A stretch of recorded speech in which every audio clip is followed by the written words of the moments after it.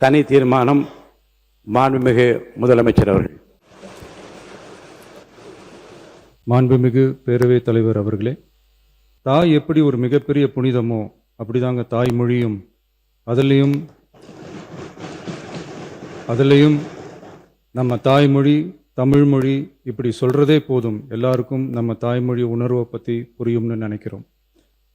நம்ம தாய் நமக்கு மிகப்பெரிய புனிதம்னா நம்ம எல்லாருக்குமான தமிழ் தாய் பற்றி சொல்லவா வேணும்? தாயை போற்றுகிற வாழ்த்துகிற தமிழ்நாட்டு மண் தமிழ்தாய் வாழ்த்து எப்படி விட்டுரும்? விடவும் மாட்டோம். மாண்புமிகு பேரவைத் தலைவர் அவர்களே, நம்ம தமிழ்தாய் வாழ்த்த 1891 எழுதின மனோன்மணியம் சுந்தரனார் நம்ம தமிழ் மொழியவே தமிழ் தாய்னு சொல்லி உயர்வா பாடினாரு.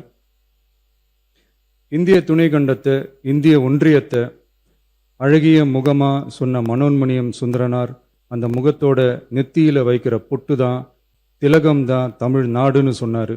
இந்தியாவோட நெற்றியில இருக்கிற பொட்டு மாதிரி ஒரு வெற்றி பொட்டு தான் நம்ம தமிழ்நாடு. அந்த பொட்டோட நறுமணம் உலகம் பூரா பரவுற மாதிரி தமிழோட புகழும் உலகம் பூரா பரவணும்னு சொன்னார். உண்மைதானே அது? தமிழ்னா விருந்தோம்பல், சுருக்கமா சொன்னா தமிழ்னா கெத்து, தமிழ்னா பவர். இவ்வளவு பெருமை கொண்ட தமிழ் மொழியோட ஒரு அடையாளம் தான் நம்ம தமிழ்தாய் வாழ்த்து. ஒட்டுமொத்த இந்தியாவோட பன்முகத்தன்மையை உயர்த்தி பேசுகிற தமிழ்தாய் வாழ்த்து நம்ம ஊரில் நம்ம தமிழ்நாட்டில் முதல் இடத்துல தான் இருக்கணும். நம்ம இந்திய அரசியல் சாசனமே ஒவ்வொரு மாநிலத்தோட மொழிக்கும் பண்பாட்டுக்கும் பாரம்பரியத்துக்கும் பாதுகாப்பு உரிமையை கொடுத்துருக்கு தானே. அந்த உரிமையின் அடிப்படையில் தமிழ்தாய் வாழ்த்துக்கு முதலிடம் கொடுத்து தானே ஆகணும். அதானே மாநில உரிமை. அப்படிப்பட்ட தமிழ்தாய் வாழ்த்து தான் 1970 நவம்பர் 23 முதல் அரசு விழாக்களில் முதல்ல பாடணும்னு சொல்லி ஒரு அரசாணையை போட்டு அதை செயல்பாட்டுக்கு வந்துச்சு. அதுக்கப்புறம் 2021 டிசம்பர் 17 முதல் மாநில பாடலா அங்கீகாரம் வழங்கப்பட்டுச்சு. அனைத்து கல்வி நிறுவனங்கள், பல்கலைக்கழகங்கள், அரசு அலுவலகங்கள், பொதுத்துறை நிறுவனங்கள் உள்ளிட்ட பொது அமைப்புகளோட நிகழ்ச்சிகளில் தமிழ்தாய் வாழ்த்து கட்டாயம் பாடப்படணும்னு அரசாணையும் இருக்கு. ஆகவே தமிழ்தாய் வாழ்த்து தமிழ் மொழிக்கும் தமிழர் பண்பாட்டிற்கும் செலுத்தப்படும் மரியாதையின் வெளிப்பாடாகும் என்பதை இப்பேரவை வலியுறுத்துகிறது. இந்திய அரசியலமைப்பு வழங்கியுள்ள மொழி மற்றும் பண்பாட்டு உரிமைகளின் அடிப்படையில் தமிழ்நாட்டின் பண்பாட்டு அடையாளத்தை நிலைநிறுத்தும் வகையில் தமிழ்நாட்டில் அமைந்திருக்கும் அனைத்து கல்வி நிறுவனங்கள், பல்கலைக்கழகங்கள், அரசு அலுவலகங்கள், பொதுத்துறை நிறுவனங்கள் உள்ளிட்ட பொது அமைப்புகளின் நிகழ்ச்சிகளிலும் நிகழ்வு தொடங்குவதற்கு முன் தமிழ்தாய் வாழ்த்து கட்டாயம் முதலில் பாடப்பட வேண்டும் என தமிழ்நாடு சட்டமன்ற பேரவை ஏகமனதாக தீர்மானிக்கிறது என்ற தீர்மானத்தை நான் முன்மொழிகிறேன். அனைத்து கட்சிகளை சார்ந்த உறுப்பினர்களும் இந்த தீர்மானத்தை ஒருமனதாக நிறைவேற்றி தர வேண்டுகிறேன்.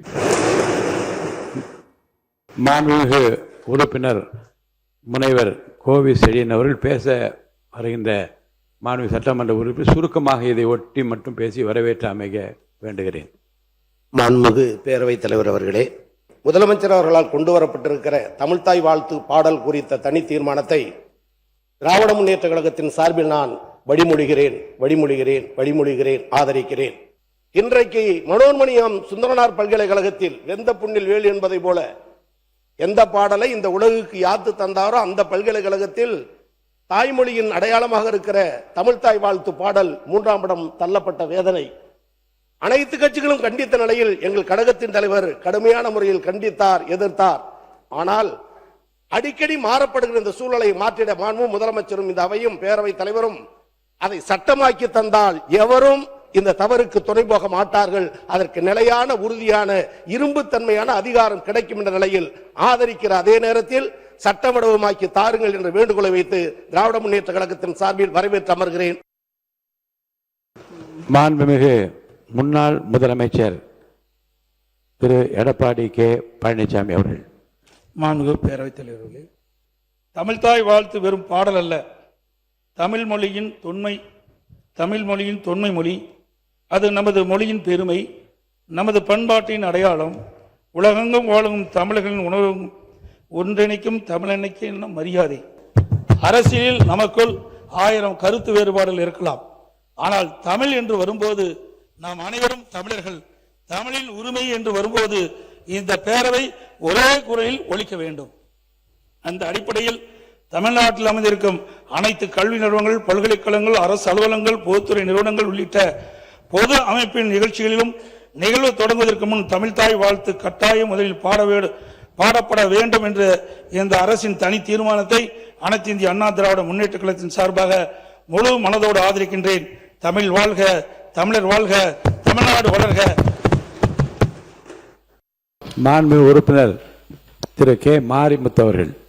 தமிழ்தாய் வாழ்த்து முதலில் பாடப்பட வேண்டும் என்று தனி தீர்மானத்தை கொண்டு வந்திருக்கிற தமிழக முதலமைச்சர் அவர்களுக்கு இந்திய கம்யூனிஸ்ட் கட்சியின் சார்பில் வாழ்த்துக்களை தெரிவித்துக் கொள்வதோடு இந்திய கம்யூனிஸ்ட் கட்சி மனதார இந்த தீர்மானத்தை வரவேற்கிறது.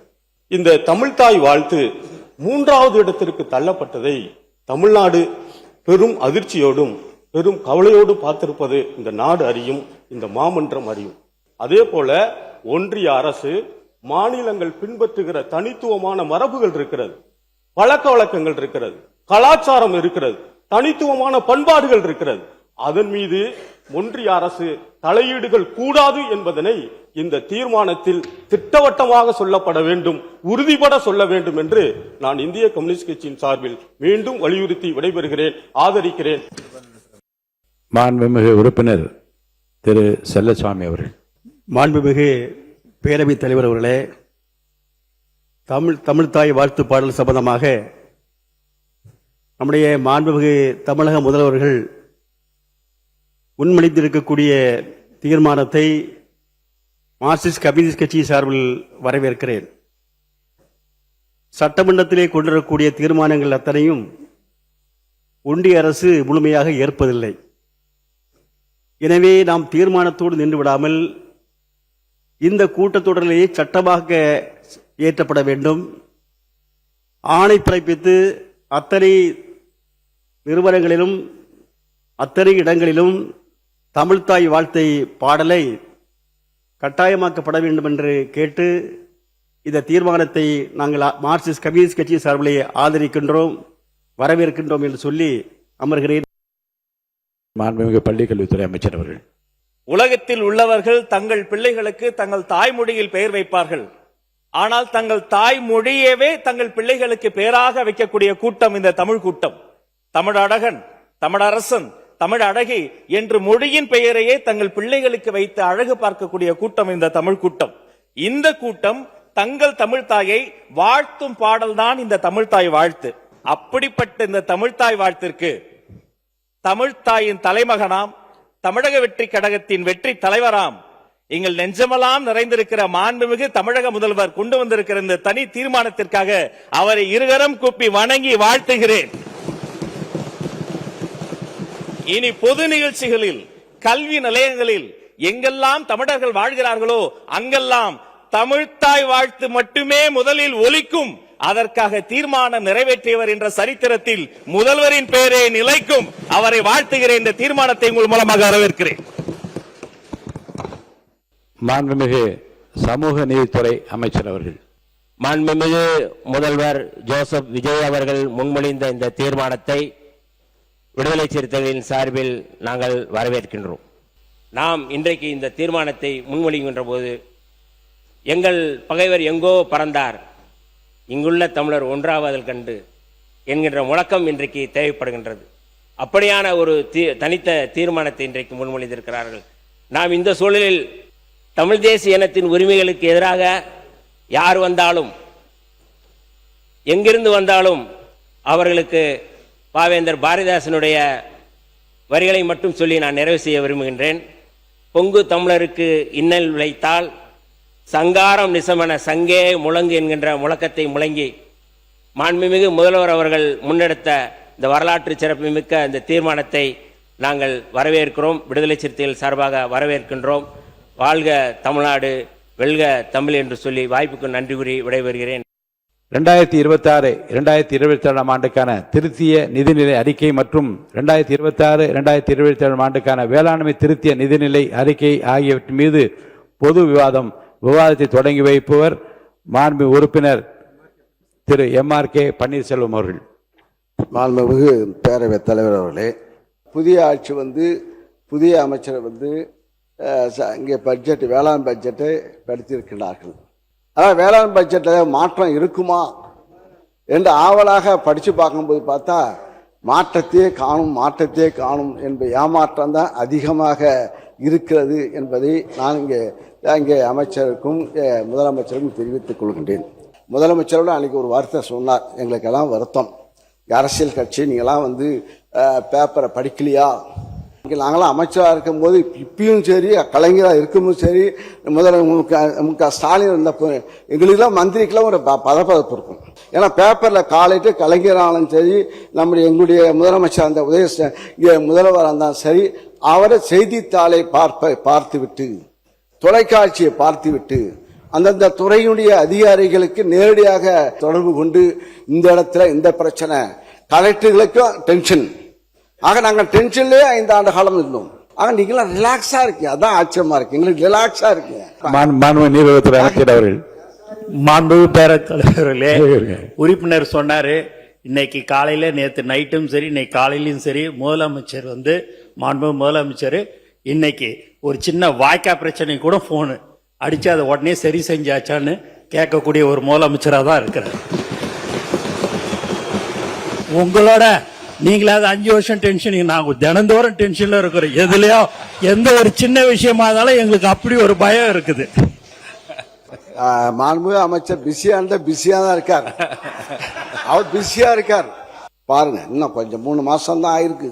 இப்ப பாருங்க, விவசாயிகள் போராட்டம் இல்லாமலே 5 ஆண்டு காலம் வாழ்ந்தார்கள். மாண்புமிகு உறுப்பினர் போற போக்கில் அப்படியே நகைச்சுவையோட சிரிச்சுக்கிட்டே போராட்டங்கள் இல்லாத ஒரு ஆட்சின்னு சொன்னாரு. போன ஆட்சியில விவசாயிகள் போராட்டம் பண்ணி அவங்க மேல குண்டாஸ் போட்ட அரசு போன அரசு. எத்தனை பேர் குண்டாஸ் போட்டு அவங்க எவ்வளவு கஷ்டப்பட்டாங்கன்னு தெரியும். விவசாயிகள் போராட்டம் கடுமையாக அடக்கப்பட்டது, எல்லா இடத்துலயும் அடக்கப்பட்டது. அவ்வளவு வழக்குகள் இன்னும் நிலுவையில் இருக்குது. அவ்வளவு பேர் நிலுவையில் உள்ள வழக்குகளை வாபஸ் பெற சொல்லி போன வாரம் தான் விவசாயிகள் சார்பாக பெரிய கோரிக்கையும் வைக்கப்பட்டது. சோ அதை இங்க குறிப்பிட விரும்புகிறேன். நன்றி. உறுப்பினர் நீங்க பேசலாம். மாண்புமிகு பேரவைத் தலைவர்களே, அவர் எந்த போராட்டம் தெரியாம பேசுறாரு. அது திருவண்ணாமலை சிப்காட்ல எடுக்கும்போது நடந்த போராட்டம், அதை பத்தி அவர் பேசுறாரு. விவசாயிக்கு நெல் விலையை உயர்த்தி, அந்த வயலை உயர்த்தி, இது கேட்கவே இல்லை. இருந்து இப்ப மக்கள் விவசாயிகள் போராட்டத்தில் உட்காரல. பச்சை துண்டுடைய அதிகம் எங்களுடைய ஆட்சி தான் பச்சை துண்டு அதிகமாக வளர்ந்தது. விவசாயிகள் சங்கம் நிமிர்ந்து நடந்தார்கள். விவசாயிகள் மகிழ்ச்சியாக வாழ்ந்தார்கள். 5 ஆண்டுகள்ல போற போக்குல ஒரு திரைக்கதை வசனம் ஒன்று சொன்னாரு. போன ஆட்சியிலாம் நீங்க பாத்தீங்கன்னா பல இடங்கள்ல விவசாயிகள் 309 கோடிக்கு நீங்க நெல் சேமிப்பு கிடங்கள் அமைப்பீங்கன்னு சொன்னீங்களே, என்ன ஆச்சுன்னு பல இடங்கள்ல கேட்டுக்கிட்டு இருந்தாங்க. தஞ்சாவூர்லயே அன்னைக்கிட்ட எல்லாம் கேட்டிருப்பாங்கன்னு நினைக்கிறேன். அப்ப அதெல்லாம் என்ன ஆச்சுன்றதை பத்தி சொல்லுங்க.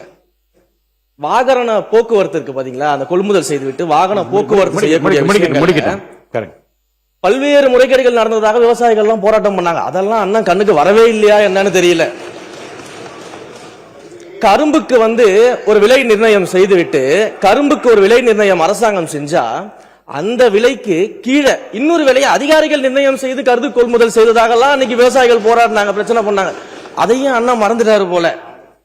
நாங்க அதே போல நெல் விலையை நாங்க 2550 ரூபா கொடுத்தோம். 3500 ரூபாய் இப்ப கரும்பு விலையை உயர்த்தி கொடுத்தோம். நீங்க என்ன சொன்னீங்க? 4500 ரூபாய் சொன்னீங்க. கரும்பு விலையை நாங்க ஆட்சிக்கு வந்தா 4500 ரூபாய் கொடுப்போம் சொன்னீங்க. நெல் விலையை 3500 ரூபாய் கொடுப்பேன்னு சொல்றீங்க. அதான் சொன்னேன், இப்ப கிள்ளி கொடுப்பேன்னு சொல்லி 3 மாசத்துல கொடுத்தீங்க, போக கொடுப்பீங்க நம்பிக்கை இருக்கா தெரியல. ஏன்னா இப்ப நீ சொல்லிட்டா, முதலமைச்சர் சொல்லிட்டா, நிதிநிலை வேளாண்மை துறை அமைச்சர்.